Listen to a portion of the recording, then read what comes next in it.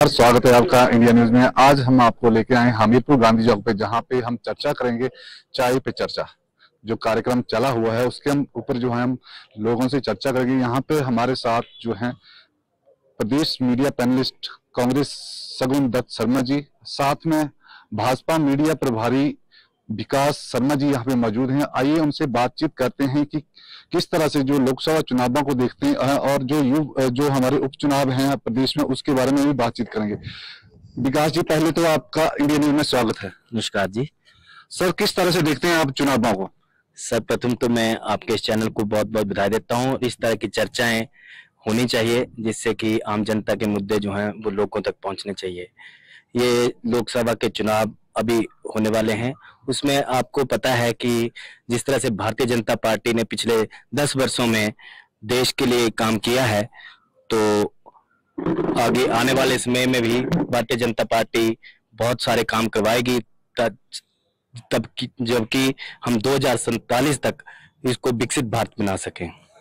Sir, प्रदेश में जो है उपचुनाव भी हैं, साथ में लोकसभा चुनाव हैं, तो किस तरह से जो है रणनीति बनाई गई है हमीरपुर भाजपा की ओर से कि जैसे अनुराग सिंह ठाकुर को जो है पांचवी बार प्रत्याशी बनाया गया, किस तरह से, क्योंकि मार्जिन की जीत होगी अनुराग सिंह ठाकुर की, कितना मार्जिन लेके चलते हैं? भारतीय जनता पार्टी हर समय ही चुनावों के लिए तैयार रहती है और इस बार, पिछली बार भी हम 4 लाख के लगभग ये लोकसभा सीट जीते थे, तो इस बार हम लगभग 6 और 7 लाख के बीच में इस सीट को जीत रहे हैं और उपचुनावों में भी हम सभी की सभी सीटें यहाँ हमीरपुर विधानसभा की जीतेंगे। आइए कुछ युवा हैं, उनसे भी बात करते हैं और जानते हैं कि क्या राय है उनकी। शुक्ला जी, क्या कहेंगे और आप किस तरह से नेतृत्व चाहेंगे? भाई नमस्कार सभी को। पहले मैं यहाँ इस बार जो लोकसभा चुनाव होने जा रहे हैं, यहाँ भाई हमारे बड़े भाई अनुराग ठाकुर जी पिछले 4 वर्ष कंटिन्यू से लोकसभा की सीट पर रह चुके हैं और 5वीं बार भी उन्हें हमीरपुर से उम्मीदवार बनाया गया है। तो इस बार फिर उनको भारी बहुमतों से हम यहाँ से जिताकर उनको भेजेंगे ताकि वो आगे जाके हमारे हमीरपुर का नाम रोशन करे और अपने हिमाचल का, इंडिया का नाम बाहरी देशों में भी रोशन करे। सर, आप देखते हैं कि केंद्र में उनको जो है केंद्रीय मंत्री बनाया गया है, तो किस तरह से देखते हैं इस पद को आप? कि जो इस बार उनको जो यूथ मिनिस्टर बनाया गया है तो उन्होंने बहुत ही यूथ के लिए बहुत ही कार्य किए हुए हैं। जैसे आप स्पोर्ट्स के लिए, स्पोर्ट्स रिलेटेड कुछ भी ले लो, कुश्ती से रिलेटेड कुछ ले लो, क्योंकि पहले भी आप देखते थे कि पहले भी स्पोर्ट्स मिनिस्टर रहे हैं तो उन्होंने भी कितना काम किया हुआ है। और जब से अनुराग जी यूथ मिनिस्टर बने हैं उसमें से पहली बार 100 मेडल हमने इंडिया में क्रॉस किए हुए हैं। तो ये है कि ये बहुत सराहनीय काम कर रहे हैं माननीय राम सिंह ठाकुर जी। आइए हमारे साथ यहाँ पे कांग्रेस के मीडिया पैनलिस्ट, प्रदेश मीडिया पैनलिस्ट हैं, उनसे भी बात करेंगे, जानेंगे जिस तरह से भाजपा ने कहा है कि अनुराग ठाकुर का कार्यकाल। वहीं सगुन जी से पूछेंगे। सगुन जी, बताएं किस तरह से देखते हैं अनुराग ठाकुर का कार्यकाल और किस तरह जो प्रत्याशी बनाए, क्या जीत रहेगी, किस तरह से? देखिए, हमीरपुर की जनता बहुत प्रबुद्ध है और हर एक के कार्यकाल का वो बहुत अच्छे से आकलन करती है और उस आकलन के आधार पर आप देखेंगे कि हमीरपुर की जनता ने हमेशा जो है वो एक बदलाव का वोट और एक समझदारी से वोट किया है और आगे भी हमीरपुर की जनता जो है वो आकलन जनता के दरबार में होगा और जनता जो है वो बेहतर आकलन करेगी। सर, आप देखते हैं कि 4 बार जो सांसद रह चुके हैं और जो पिछला कार्यकाल है, जो 10 साल का कार्यकाल है, किस तरह से देखते हैं और कितना कार्य जो है उनके द्वारा किया गया है? देखिए, बड़े एक लंबे समय से 1998 से लेकर अभी तक इस संसदीय क्षेत्र में भारतीय जनता पार्टी के सांसद रहे, चाहे वो आदरणीय सुदेश चंदेल जी रहे, धूमल जी भी कुछ समय के लिए रहे, अनुराग जी रहे, पर जिस तरह का जो उनका पोर्टफोलियो, उनको बड़ा पोर्टफोलियो मिला, उस हिसाब से मैं समझता हूँ कि हमीरपुर के जो मूलभूत कार्य थे, जैसे हमीरपुर के बस स्टैंड की अगर मैं बात करूं, तो इतने वर्ष इस एरिया को एक बड़ा प्रतिनिधित्व, बहुत प्यार भारतीय जनता पार्टी के लोगों को, इस क्षेत्र के लोगों ने दिया था। पर आज आप देखिए उस बस स्टैंड की जो बात है, उस बस स्टैंड का जो शिलान्यास है वो कांग्रेस पार्टी की सरकार में माननीय मुख्यमंत्री ठाकुर सुखविंदर सिंह सुक्खू जी ने किया। तो इस तरह की जो मूलभूत जो हमारी समस्याएं थी उनको भी मैं समझता हूं कि भारतीय जनता पार्टी सुलझा नहीं पाई। और जैसा कि आप देख रहे हैं जिस तरह से आजकल एक प्रदेश में माहौल बना है और जो लोकतंत्र की हत्या करने का प्रयास किस तरह से किया गया। पहले तो भारतीय जनता पार्टी कह रही थी कि हमारा इसमें कोई रोल नहीं है। आज वो 6 के 6 जो बागी हैं वो भारतीय जनता पार्टी में शामिल हो गए हैं जाके। और ये जो उपचुनाव हो रहे हैं, मैं आपके चैनल के माध्यम से कहना चाहूंगा, इस उपचुनाव में भाजपा तो कहीं है ही नहीं। ये तो कांग्रेस वर्सेस कांग्रेस के बागी हैं। और ये पहली बार शायद ऐसा हुआ होगा कि अपनी पार्टी के कार्यकर्ताओं को भारतीय जनता पार्टी ने दुत्कार दिया और दूसरी पार्टी से आए हुए सभी के सभी बागियों को टिकट दे दिए। तो उसमें भारतीय जनता पार्टी कहाँ है? तो ये जो उपचुनाव है, उपचुनाव तो कांग्रेस वर्सेस कांग्रेस के बागी हो रहा है, भारतीय जनता पार्टी तो उनमें कहीं नहीं है। सर आपने बोला बागी, क्योंकि वो बागी हुए कांग्रेस से, क्यों बागी हुए, इस पे थोड़ा प्रकाश डालें। देखिए, इस पे तो वो लोग भी बेहतर बता पाएंगे जो बागी हुए हैं और जहां वो गए हैं। कोई कह रहा है मैं नई बहू बनकर गया हूँ, कोई कह रहा है कि मैं राम का बहुत बड़ा भक्त था, मैं तो गया हूँ। तो वो सब तरह की जो बातें, वो इस तरह की बातें कर रहे हैं। वो क्या वो पहले उस समय नहीं कर सकते थे जब उनको पार्टी ने टिकट दिए, जो वो कांग्रेस के चिन्ह पर जीत के गए? और किस मुंह से मैं कह रहा हूं कि जिन नेताओं को वो मतलब भर भर के गालियां निकालते थे, आज उनकी जो है वो शरण में जा रहे हैं। ये इस मामले में मुझे भारतीय जनता पार्टी के कार्यकर्ताओं से भी जो है वो संवेदनाएं हैं, उनके साथ भी बहुत बुरा जो है ये हुआ है। क्योंकि एक तरह से दूसरी पार्टी से लाकर सभी के सभी को उन्होंने टिकट दे दिया है। तो वो साफ दर्शा रहा है कि भारतीय जनता पार्टी के पास नेतृत्व की कितनी कमी है। शगुन जी, आपने कहा कि बागियों का एक खरीद फरोख्त जो हर कांग्रेस भी उसके ऊपर बोल रही है, भाजपा भी उसके ऊपर बोल रही है, पर सबसे बड़ी बात यह है कि एक तरफ कांग्रेस बोल रही है कि भाजपा ने खरीदा, और जो बागी हैं वो कह रहे हैं कि जब हम होटल में थे तो सुखविंदर सिंह सुक्खू द्वारा जो है हमें बोला गया कि आप वापस आइए, हम आपको सब कुछ देंगे, हम आपको मंत्री पद देंगे। क्या कहेंगे इसके? देखिए, खरीद फरोख्त की जहां तक बात है, उसको लेके हम ये कह रहे हैं कि वो हेलीकॉप्टर कौन दे रहा था, जिन हेलीकॉप्टरों में वो आ रहे थे और जा रहे थे, जिन होटलों में वो ठहरे वहां का बिल कौन दे रहा था? और भारतीय जनता पार्टी को क्या जरूरत पड़ गई कि उनके 2 विधायक उन लोगों के साथ वहां रह रहे थे? उनका क्या रोल था वहां पे रहने का? यदि वो बागी विधायक जो थे वो इकट्ठे थे तो उन 2 विधायकों का वहां क्या रोल था? तो पूरा का पूरा जो है इसको प्रदेश की जनता जो है वो देख रही है और जनता ने आकलन कर लिया है। और आप देखेंगे कि आने वाले उपचुनावों में, लोकसभा चुनावों में हम बहुत अच्छा जो मैंडेट है वो कांग्रेस पार्टी के पक्ष में आएगा। आइए बात करते हैं इसी का ये प्रश्न जो शगुन दत्त शर्मा ने किया है, इसके लिए हम भाजपा मीडिया प्रभारी से बात करेंगे। सर, किस तरह से, जिस तरह से शगुन जी ने टिप्पणी की है, क्या कहेंगे इनके ऊपर आप, और क्या कहना है आपका? देखिए, पहले तो मैं अपने भाई शगुन दत्त जी से कहना चाहता हूं कि कांग्रेस पहले तो अपने विधायकों को संभाल नहीं पाई। ऐसी क्या जरूरत आन पड़ी थी कि कांग्रेस के ही विधायकों ने भाजपा के राज्यसभा सांसद को वोट किया?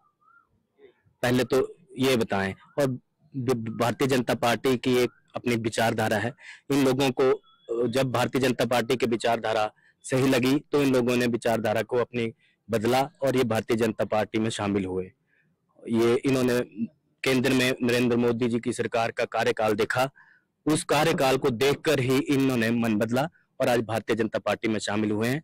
भारतीय जनता पार्टी एक समुद्र है, इसमें हर किसी का स्वागत किया जाता है। विकास जी, इनका बोलने का था खरीद फरोख्त के, कि जो आपके 2 विधायक वहां पे साथ में थे, उनकी मेहनतबाजी में लगे थे, इनका बोलने का मतलब वो है। क्या कहेंगे कि आपके द्वारा जो खरीद फरोख्त हुई है, ये पहले तो प्रूव करके बताएं कि कौन सी खरीद फरोख्त की ये बात कर रहे हैं। भारतीय जनता पार्टी ऐसे किसी भी खरीद फरोख्त में नहीं थी।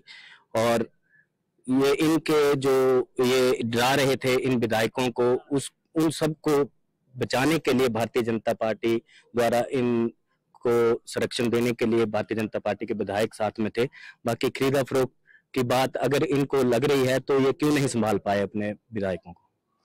आइए यहाँ पे कुछ युवा हैं, उनसे भी इस बात का जवाब लेंगे। सर, किस तरह से देखते हैं, जिस तरह उपचुनाव में आप देखते हैं, हिमाचल में उपचुनाव हो रहे हैं, साथ में लोकसभा चुनाव है, जी। तो किस तरह से देखते हैं ये बागी हुए हैं और भाजपा में शामिल भी हुए हैं, किस तरह से देखते हैं इस पूरे? नमस्कार जी। जैसे कि हम सभी को पता है कि चुनावी माहौल जो है वो पूरे प्रदेश में बना हुआ है। कुछ उपचुनाव हो रहे हैं, लोकसभा के चुनाव तो होने ही थे, पर साथ में उपचुनावों का भी दौर जो है वो साथ में चल पड़ा है। तो मैं तो ये मानता हूं कि देश का युवा और देश की जनता इतनी जागरूक हो चुकी है कि जो भी पार्टी हमारी राष्ट्र हित और देश हित और लोगों के हित के लिए काम करेगी, जनता उसके साथ सपोर्ट में खड़ी है। तो सर, प्रदेश में जो है जी उपचुनाव भी हैं, जी इन उपचुनावों को जो बागी हुए हैं इनको किस तरह से देखते हैं, क्योंकि आम जनता क्या मान रही है इसके ऊपर क्या कहेंगे? इस पे तो उपचुनावों के ऊपर तो क्या ही कहा जाए। अब बहुत ही बड़ा एक फेरबदल जो है प्रदेश की राजनीति में हुआ है, तो अब इसका जवाब तो जनता ही देगी, क्योंकि जनता का निर्णय सर्वोपरि है। हाँ, आइए हम बात करते हैं, और युवा हमारे साथ हैं, इनसे भी बात करेंगे। सर, किस तरह से देखते हैं, और अनुराग सिंह ठाकुर को जो है 5वीं बार प्रत्याशी भाजपा से बनाया गया, किस तरह से देखते हैं? अनुराग ठाकुर जी इस हमीरपुर संसदीय सीट से अवश्य विजयी होंगे, और जो उन्होंने काम किए हैं, आज अपनी जो लोकसभा क्षेत्र है हमीरपुर, यहाँ पे देखेंगे आप तो एम्स बिलासपुर के अंदर, उन्ना के अंदर पीजीआई सैटेलाइट सेंटर, हमीरपुर के अंदर मेडिकल कॉलेज, स्वास्थ्य के विषय में इतना ज्यादा अनुराग जी ने किया है। आज उन्ना से प्रदेश के देश के हर कोने तक ट्रेन जा रही है, ये सारा श्रेय जो है वो अनुराग ठाकुर जी को जाता है। अनुराग ठाकुर जी के द्वारा जब एचपीसीए का निर्माण धर्मशाला में किया गया, आज उसी का कारण है कि हिमाचल में पर्यटन भी बढ़ रहा है और यहाँ के खिलाड़ी राष्ट्रीय स्तर पर भारत का नाम रोशन भी कर रहे हैं। सर, चुनाव भी नजदीक हैं, उपचुनाव भी नजदीक हैं, किस तरह से देखते हैं जो प्रदेश की राजनीति है उसको किस तरह से देखते हैं?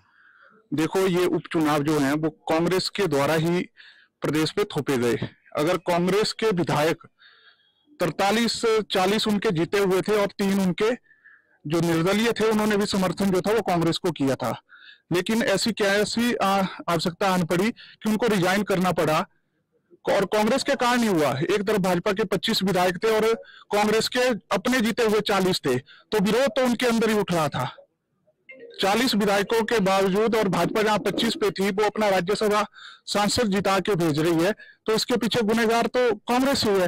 कांग्रेस को खुद देखना पड़ेगा कि उनकी अंतर्कलह का जो नतीजा था वो वोट के जरिए राज्यसभा के अंदर जो विधायक थे उन्होंने दिखाया। और जो लोग आप उपचुनावों की बात कर रहे हैं, यहाँ हमीरपुर से मुख्यमंत्री थे, हमीरपुर से मुख्यमंत्री हैं, और हमीरपुर जिला से 3 विधायक जो हैं, जो कांग्रेस पार्टी से 2 और 1 जो है वो निर्दलीय थे, वो भी यहाँ के मुख्यमंत्री को सपोर्ट न करके भाजपा में आ रहे हैं। तो उनके काम, जो वो कहते हैं कि उनके काम नहीं हो रहे थे, क्योंकि जनता तो सर्वोपरि है, जनता के बीच उनको 2027 में भी आना था, लेकिन अगर वो जीते हैं, जनता के लिए जीते हैं, अगर जनता के ही काम नहीं होंगे, और इस जिला का मुख्यमंत्री होने के बावजूद यहाँ के विधायकों को दरकिनार किया जाता था, तो वो कहीं तो जाएंगे। किसी पार्टी में तो भाजपा ने उनको टिकट दिया है, अब वो जनता के सामने है, जनता ने सब देख रही है, जनता वोट भी करेगी। हिमाचल की जनता पढ़ी लिखी जनता है, वो देखेगी कि उन्होंने किसको वोट देना है और किसको जिता के भेजना है। लेकिन 2000 जब चुनाव हुए थे पिछले वर्ष, 14 महीने के अंदर ऐसी क्या आन पड़ी कि जिस पार्टी के 40 विधायक थे, आज वो अल्पमत में आ गई। ये तो फैसला जो है वो विधानसभा के पटल पे उसी दिन हो जाना था जब बजट का पास हो रहा था। तो कांग्रेस ने उधर भी छल कपट करके अपने जो 15 भाजपा के विधायक थे उनको निलंबित कर दिया, और जो 6 उनके थे उनको तो निलंबित किए, निष्कासित कर ही दिया, लेकिन भाजपा के भी 15। तो उनके अंदर डर था कि कहीं हमारी सरकार चली ना जाए, और इसी कारण उन्होंने ये सब षड्यंत्र जो रचा है वो कांग्रेस के द्वारा रचा गया था। बार बार अगर उनके विधायक ही, कांग्रेस पार्टी के विधायक ही सहमत नहीं है कांग्रेस से, तो वो तो कहीं ना गलती तो कांग्रेस की है, उसकी अंतर्कलह की वजह से ही आज ये प्रदेश को उपचुनाव थोपे जा रहे हैं। आइए हम इस बात का जवाब जो है सगुन दत्त शर्मा से लेंगे, क्योंकि प्रदेश के मीडिया पैनलिस्ट हैं, तो लाजमी है कि जवाब इनसे ही बनता है। सर, क्या कहेंगे इस पूरे प्रकरण में, जो जिस तरह से कहा गया है कि ये कांग्रेस की ही गलती है, क्या मानते हैं? नहीं, देखिए, जैसा कि मैंने पूर्व में भी कहा कि उन बागी विधायकों के लिए पूरे प्रदेश ने देखा कि किस तरह से उनको हेलीकॉप्टर प्रोवाइड किए जा रहे थे। भारतीय जनता पार्टी के विधायक उनके पीछे लगे हुए थे, और उनकी मेहमानबाजी कौन कर रहा था, और किस तरह से उनको कभी चंडीगढ़ ले जाया गया, कभी ऋषिकेश ले जाया गया, कभी उनको जो था वो गुड़गांव ले जाया गया, तो वो कौन सारा का सारा कर रहा था, वो प्रदेश की प्रबुद्ध जनता जानती है। और जैसा कि मैंने पहले भी आपके चैनल के माध्यम से कहा कि इन उपचुनावों में तो भारतीय जनता पार्टी कहीं भी नहीं है। ये तो कांग्रेस वर्सेस कांग्रेस के बागी चुनाव हो रहा है। भारतीय जनता पार्टी का कार्यकर्ता तो बेचारा जो है वो अपने शीर्ष नेतृत्व की तरफ देख रहा है कि उनको सिर्फ दरियों बिछाने के लिए और नारे लगाने के लिए रखा हुआ है। 6 के 6 दूसरे दल के जो बागी हैं उनको टिकट थमा दिया और अपनी पार्टी के कार्यकर्ता को पीछे कर दिया, तो वो तो बेचारा भारतीय जनता पार्टी का कार्यकर्ता भी हताश है। आप देखेंगे कि किस तरह से, आप चाहे सुजानपुर में देख लीजिए, आप लाहौल स्पीति में, किस तरह से उस चीजों का जो है वो विरोध हो रहा है। और आगे दिनों में भारतीय जनता पार्टी विरोध बढ़ेगा, क्योंकि हिमाचल की जनता इस तरह का जो छल कपट है इसको पसंद नहीं करती है। हिमाचल की जनता ने 5 वर्ष के लिए कांग्रेस को मैंडेट दिया था, और यदि इन जो बागी विधायक हैं इनकी सदस्यता की जहां तक बात है तो वो राज्यसभा में क्रॉस वोटिंग से नहीं जानी थी। जो पार्टी व्हिप इन्होंने, अगर ये मन के इतने ही सच्चे थे, इनकी अंतरात्मा की आवाज ये कह रहे थे कि हमारी अंतरात्मा की आवाज थी, तो ये पार्टी व्हिप का जो था वो फॉलो करके बजट में आ जाते, इनकी सदस्यता नहीं जाती। इनकी सदस्यता जो गई है वो पार्टी व्हिप का उल्लंघन करने से गई है। और दूसरी बात ये बार बार कह रहे हैं कि हमारी जो थी वो अंतरात्मा की आवाज थी, कि हमारे को जो था वो प्रदेश का कैंडिडेट था।